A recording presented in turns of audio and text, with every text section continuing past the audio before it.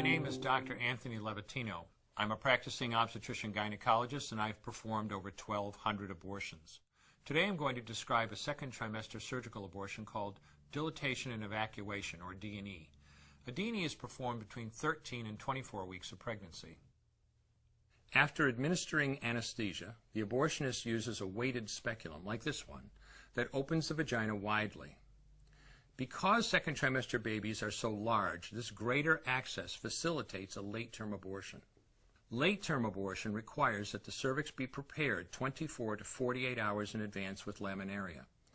Laminaria is a type of sterilized seaweed that absorbs water over 8 to 12 hours and swells to several times its original diameter.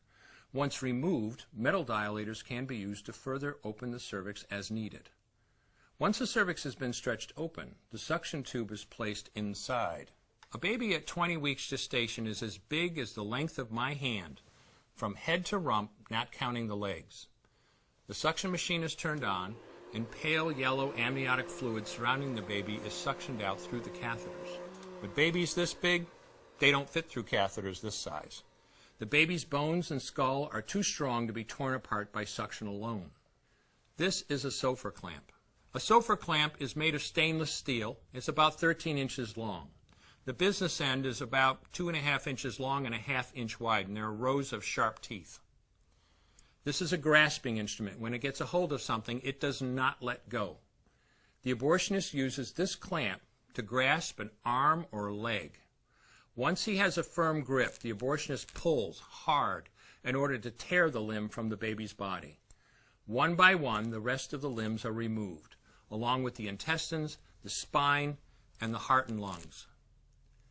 Usually the most difficult part of the procedure is extracting the baby's head, which is about the size of a large plum at 20 weeks.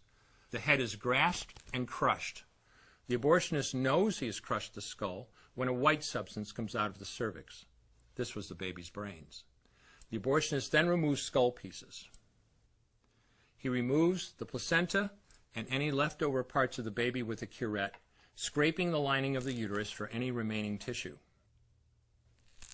The abortionist then collects the baby parts and reassembles them to make sure that there are 2 arms, 2 legs, and all the pieces. Once all the parts have been accounted for, the abortion is complete. For the woman, this procedure carries a significant risk of major complications, including perforation or laceration of the uterus or cervix, with possible damage to the bowel, bladder, and other maternal organs. Infection and hemorrhage can also occur, which can even lead to death.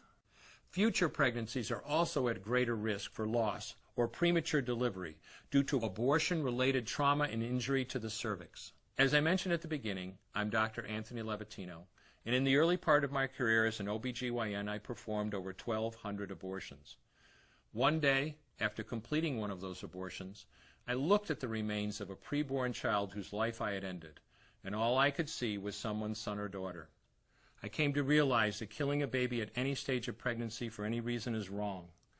I want you to know today, no matter where you're at or what you've done, you can change. Make a decision today to protect the preborn. Thank you for your time. I will no longer do any more abortions. When you finally figure out that killing a baby that big for money is wrong, that it doesn't take you too long to figure out it doesn't matter if the baby is this big or this big or this big or maybe even this big, it's all the same. And I haven't done any since then, and I never will.